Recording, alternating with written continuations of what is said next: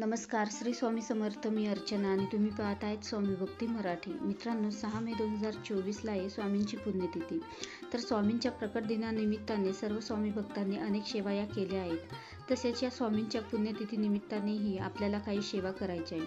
तर ज्यांना स्वामी पुण्यतिथी निमित्ताने कुठलीच सेवा करायला जमणार नाही, तर त्यांनी गुरुचरित्र ग्रंथातील हे 2 अध्याय अवश्य वाचा. तर हे अध्याय आपण कोणते अध्याय वाचायचे आणि हे कसे वाचायचे, तर हे आपण या व्हिडिओमध्ये बघणार आहोत. तर व्हिडिओ स्किप न करता संपूर्ण बघा आणि जे कोणी नवीन असेल या चॅनलवरती तर सबस्क्राईब करा. तर गुरुचरित्रातील हे 2 अध्याय आपल्याला वाचायचे आहेत आणि हे 2 अध्याय वाचल्यानेही आपल्याला गुरुपारायणाचे फळ मिळेल. तसेच हे 2 अध्याय वाचल्याने आपल्याला आपल्या आयुष्यामध्ये कधीही कसलीही कमी भासणार नाही. जी काही संकटे आणि समस्या असतील, आर्थिक समस्या असतील, तर त्या नक्कीच दूर होतील. तर बघा, गुरुचरित्र वाचणारी व्यक्ती ही खूप भाग्यवान व्यक्ती आणि पुण्यवान व्यक्ती असते. तुम्ही कितीही धनवान असाल, पण तरीही पूर्व पुण्याई व गुरु आशीर्वाद असल्याशिवाय मनाचा निश्चय होणं अवघड, आपली प्रगती होणं अवघड असतं. तर घरी आपण पारायण करतो, त्याचं आपल्याला 10 पट फळ मिळतं. तर मंदिरात किंवा केंद्रामध्ये आपण पारायण केलं तर त्याचं फळ हे आपल्याला 100 पट जास्त मिळत असतं. कारण दत्त महाराजांची भूमी ही खूपच पुण्यवान भूमी असते. आणि तुमच्या मनात कुठलीही इच्छा असू द्या, मनापासून गुरुचरित्र पारायण केलं, गुरुचरित्र वाचन केलं तर 100% तुमच्या इच्छा या पूर्ण होतील. ज्यांचे मनोबल खूप खचित झालेले आहे, मन स्थिर राहत नाही, एकाग्रता संपलेली आहे, आत्महत्येचे विचार येतात, तर त्यांनी गुरुचरित्र अवश्य वाचावं. ज्यांचे विवाह अडलेले आहेत त्यांनी सुद्धा गुरुचरित्र वाचन करावे. आर्थिक समस्या जर तुमच्या घरामध्ये असतील तर हे 2 अध्याय वाचायचे आहे. याने तुमच्या घरामध्ये पैशांचा ओघ वाढणार आहे. तसेच काहींच्या घरामध्ये पितृदोष असतो, तर गुरुचरित्र वाचनाने पितृदोषही नाहीसा होतो. ज्यांना संतती नाही त्यांना संतती होते. पती पत्नीमध्ये भांडणे, वादविवाद होतात, तेही कमी होतात. तर असे अनेक गुरुचरित्र वाचनाचे फायदे आहेत. खूप महत्त्व आहे गुरुचरित्र ग्रंथाचे. गुरुचरित्राचा प्रत्येक अध्याय वेगळे आणि विशेष फळ देणार आहे. तर या 2 अध्यायाचे फायदे काय ते आपण बघणार आहोत. तर ज्यावेळी एखादं गंभीर संकट आपल्यावर किंवा आपल्या कुटुंबावर येत असतं, सगळे रस्ते आपल्यासाठी बंद झाले असं वाटायला लागते, तर अशा वेळी या ग्रंथाचे पारायण अवश्य करावे.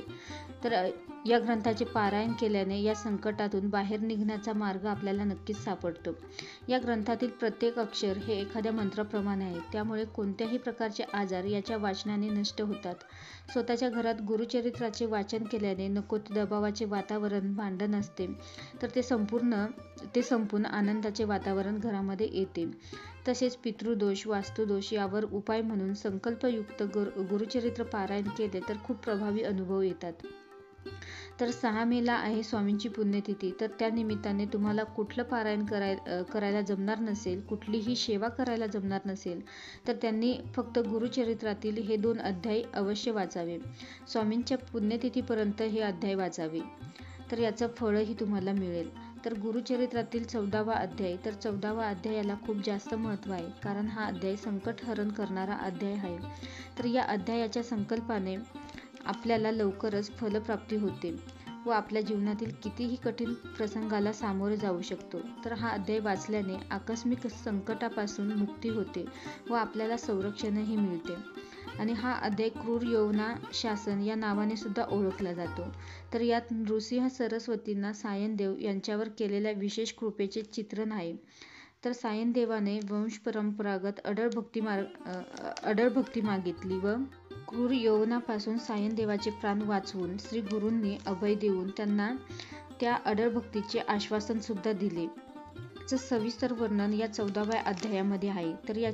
तर हा अध्याय सायनदेव यांच्या जीवनातील संकट व त्यातून गुरु नृसिंह सरस्वतींच्या कृपेने त्यांची त्यातून मुक्तता कशी झालेली आहे, तर याचं वर्णन या अध्यायामध्ये सांगितलेलं आहे.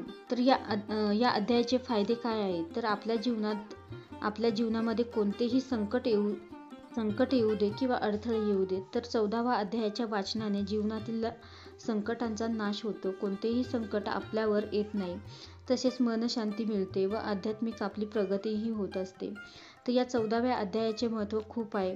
त्यानंतर 18वा अध्याय हाही आपल्या सांसारिक व्यक्तींसाठी खूप महत्त्वाचा आहे. तर हा अध्याय गरिबी दूर करण्याचं काम करत असतो.